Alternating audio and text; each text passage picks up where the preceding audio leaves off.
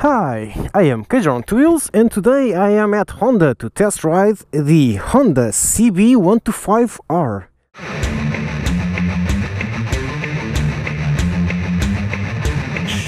I didn't call this one Yamaha, did I? No, I didn't. Okay, so Honda has finally entered the premium 125 naked markets at long last. This is its answer to the MT125 and the Duke 125 and the Suzuki have one? I think so, but I can't remember the name. Sorry, Suzuki, my bad. Okay, so let's do the front to back. You have your standard wheels with not standard, this is 110 at the front and probably 150 at the rear. Okay, you have a single disc brake with ABS. It's a 125. Single disc brake is way more than enough. It looks quite a lot like the NC700 one. I wouldn't be surprised if it's the same parts. So for cost cutting, obviously disc brakes, inverted suspension, which is not usual. This is a show inverted suspension and it is pretty big, so this will probably have a very nice feel on the front end. You have full LED lamps. Oh, there's my face. You have full LED lamps, which is something I love. LED indicators, which are also your running lights. It's not something I'm very happy about. Sometimes it looks odd, but I think it's regulation in some countries, so Honda is rolling this out for all countries. And it does give a better look to the bike, a more visible look, so it's fine. Then you have a ton of plastics here in your little 125 engine developing your legal limit of 15 horsepower.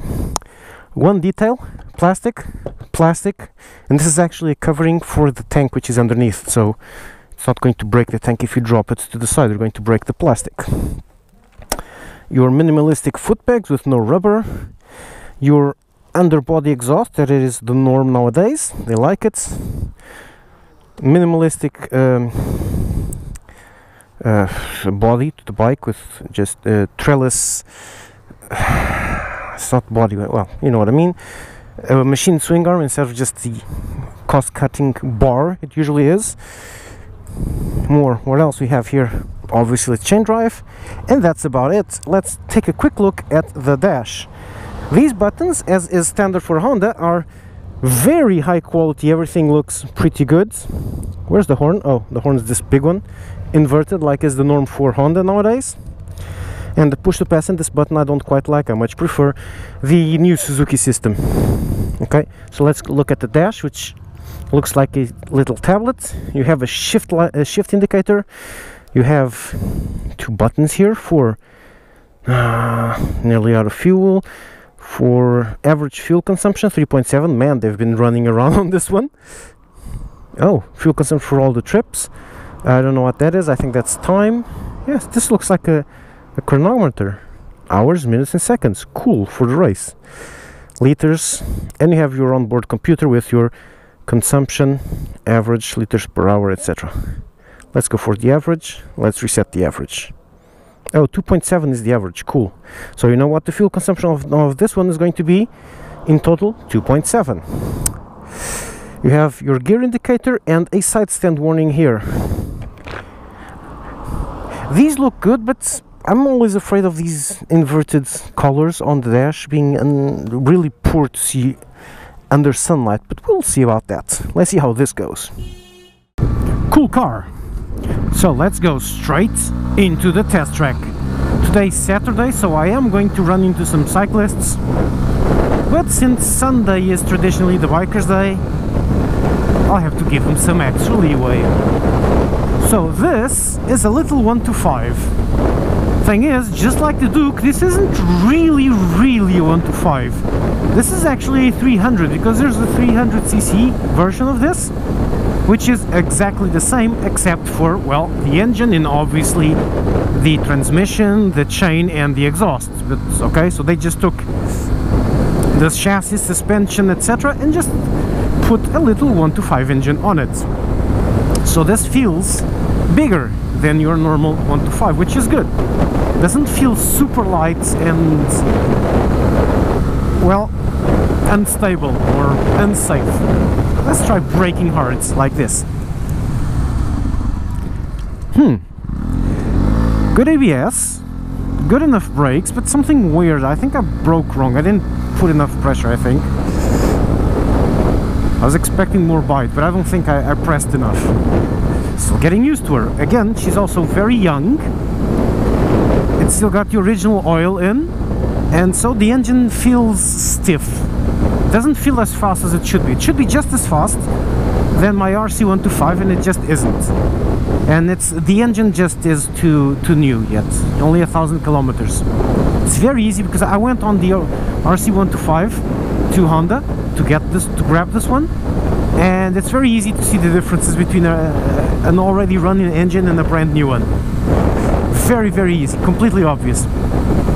So yeah, I can surely say that the difference, because this is 15 horsepower, it's basically the same thing. This is the engine lifted straight from the RC125, the CBR125. It's the same engine, and it doesn't feel like that. So it's fairly obvious this is a new engine, not yet run down, still got that thinner oil, etc. And now the issue with the 125s. Overtaking is always a game of chess. Namely, I have to overtake now on downhill, because on the uphill I won't be able to.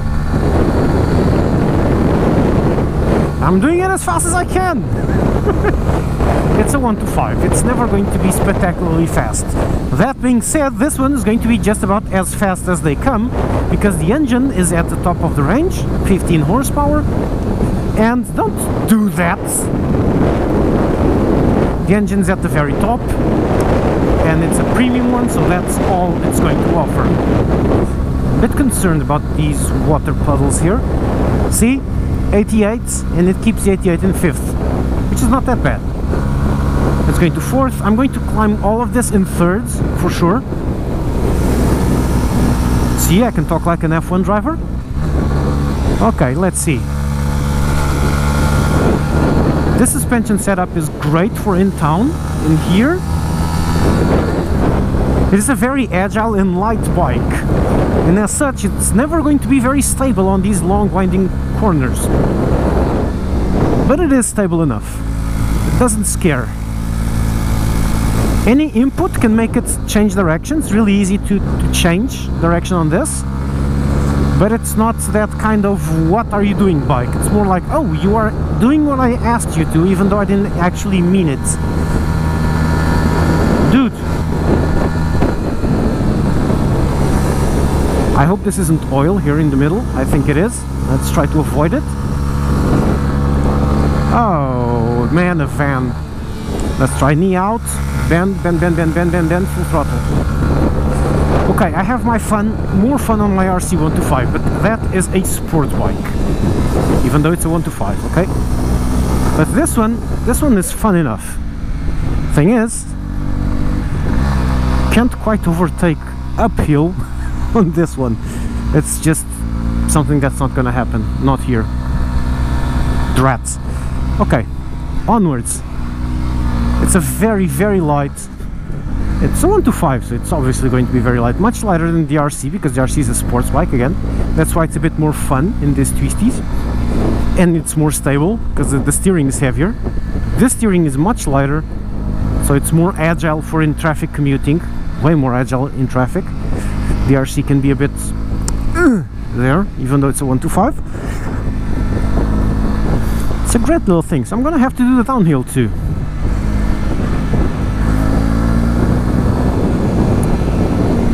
Come on. I'm not sure why I'm going to overtake these guys, because I'm going to stop and go around, but what the heck, why not?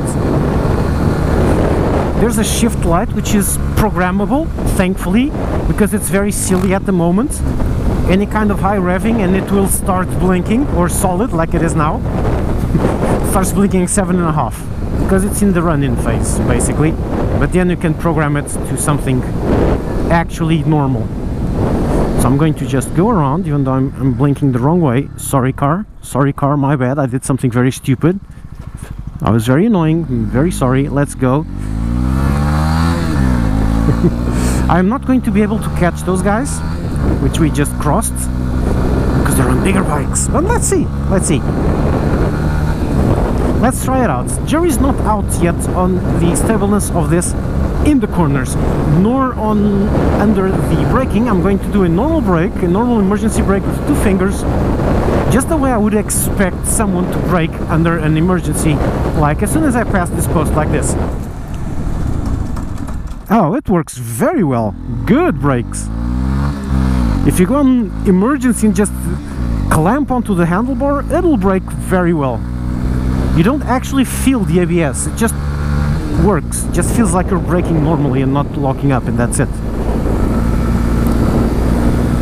In fact, I'm not even sure if I did activate ABS at the front, because I didn't feel any kind of a pulse, which is odd. But going back to my Honda days, the Honda ABS does have that quality where you just clamp onto the brakes and it just works well. The Yamaha one on my Tracer, for example, is a bit harrowing because I'm braking hard, and when the ABS kicks on, the lever goes stupidly stiff and I can't brake harder until the ABS disengages, so it feels like I'm not braking as much as I could, which I think in fact is actually happening. I think it brakes less when the ABS is on, while the Honda one just stops the bike perfectly. So I'm not sure what's up with that, but it's a feature. Okay, let's go like this. Like this. This was a bit stupid, but well, it has to be done. And this bike is agile enough for it. Doesn't have the engine for it, but it does have the agility. Like the mirrors, I quite like the mirrors. And this does give you a lot of confidence though. It is good for a teenager, for fun. He'll never feel out of control in this. That teenager I picked up here going straight on and crashing on this corner in particular might not have crashed on this one. This front suspension is great! I know exactly what the front is doing at all times, and this is a 125. It's not supposed to have this good quality components. This is awesome! I could have done that much faster. This is awe-inspiring. Let's go up here. Whoops, wrong gear. The dash is, well, very small. It's readable, but just. The whole bike is a bit too big for me, I think. It's more for smaller guys like teenagers. Unless you're an American teenager, which is already 6'8" and weighing 200 pounds. But then again, you don't really sell 125s in the US, I think. But my son saw me on it and said, well, that bike looks small on you. But it doesn't feel small. In fact, when you look at it from outside, this doesn't look like your normal 125. It looks like a bigger bike because, well, ta-da! It is a 300, not a 125. It just happens to have a 125 engine. Let's see how it brakes here. Let's just clamp onto the brakes on the dirt. Brakes. See, this is what ABS is for. This is exactly what ABS is for on bikes. Did you see how easily I just clamped onto the brakes? I didn't go gently, I just grabbed it as hard as I could with 4 fingers in the sand. Nothing happened. That's why you have ABS, so you can do that here on these little pebbles or whatever that is. I think that's eucalyptus, the fruit from the eucalyptus tree, which I don't know the name, whatever. Let's move on. So what is this? This is a great premium 125, obviously on par with the KTM 125 and the MT 125. This is a very unfair comparison because I'm on this bike now and I haven't been on the other ones I'm going to talk about previously, but I would prefer this one over the MT 125 and would be neck and neck with the Duke 125. The Duke is a bit more a young bloke's machine. It's brash, it's colorful, it's loud, it's wow. This is a bit more sober, but I like the looks more, and I think I like the bike more than the MT125. But this is very unfair because this I'm just doing it. I'm on this bike, okay? So I obviously love this bike, and I have done the 125 a long time ago, the MT125. So this is a great one. I'm fine, guys, I'm fine, I'm just filming. Awesome bike. Everything on this bike looks perfectly built and assembled, and it is mind-blowing how good that is. Just, I can't find any kind of fault. It's amazing. Just seriously, just go take a good look. One bike where I felt that was that stupidly expensive Harley I tested in Abu Dhabi, where everything was a work of art. Everything is in place. Look, this screw is slightly off center. Wow. Oh, there's a seam here. You have to be really looking with a freaking magnifier, because everything looks perfect. There's no gaps. The plastics look great. The seat looks great. The seat feels great. Because of the great suspension, the seat feels awesome. Everything looks spot on. And it is a good looking machine. So now, where this 125 should feel at home, and where any 125 should feel at home, in town commuting. Although this is a bit of a wide in town, there's not much traffic here. Cool MG, bro. This is basically in town, and you're going to understand quite quickly why I came here. Let's go around the courthouse, where the pavement is as bad as our laws. Which means, what pavement? This is 2 lanes, dude. Are you going left or are you staying right? And here, the suspension copes magnificently. I can feel the bumps. This suspension really makes me feel connected to the ground. It's amazing. I feel exactly what both wheels are doing. It's great. The lightness of it helps immensely on that. But it wasn't bad. I could go over these bumps and it was not mega uncomfortable. Bumps are never nice, but here I can just kinda not really be bothered by them. You can never really ignore the bumps, but I can simply not really care. So, where to now? Can't overtake on the right here, or can I? No, because I'll just go in between. It doesn't have a mirror on this side, so it's even easier. A bit of hooliganism. Don't crucify me for this, okay? So yeah, in town, this is a great little bike for in town. This is what 125s are for. For this, see? This is what 125s are for, especially these naked ones, which are very small. So, you guys gonna go, or do I have to go through you? Okay, thank you, Mercedes. See, Portuguese drivers are the best. He saw a tiny little 125 with a stock exhaust which makes no sound, and even though he was going to start going because the light was green, he still moved slightly to the right to give me some space. I love Portuguese drivers. We vent a lot, we complain a lot about bad drivers, but here mostly we're fine. It's not that bad. You always find idiots everywhere, but thankfully the non-idiots are really nice. So I'm just going to go back to Honda to deliver this bike again, and I really enjoyed my time on it.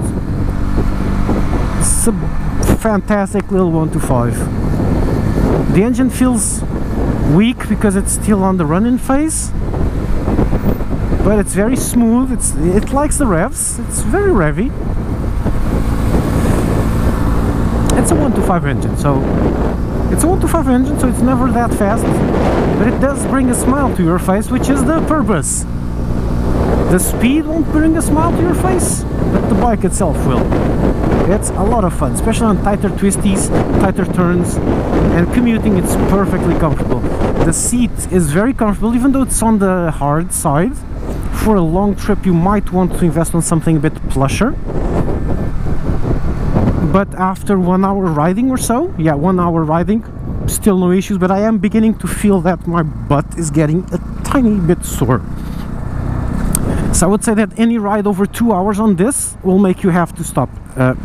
I gave you space, you didn't go. You could not, you could have avoided going side by side, okay?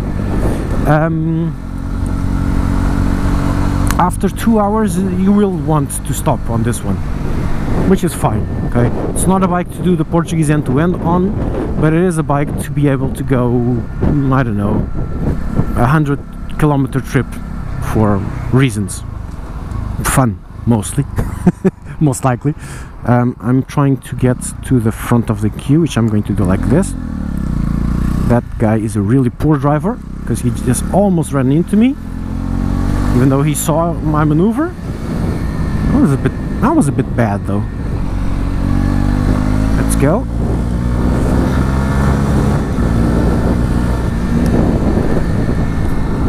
Oops. Thing is, the dash, it's a naked bike, so the dash is so low, it's basically, it feels like it's nearly between my legs. It's okay that it's small. I think the philosophy here is, look, the dash is so stuck down there that people aren't going to look at it anyway, so why make a big one? Honestly, I haven't looked at the dash in a long time, because I have to really, it's not a glance down, I have to bend my head down. It's just invisible. And then it's very small. The only thing I can quickly read is this and this. The rest, I have to take... For the rest, I have to take a good look at it. So on that, the dash is, well, meh. And then again, it is a naked bike and you don't really look at the dash. I think I was not in the gear now. What the hell?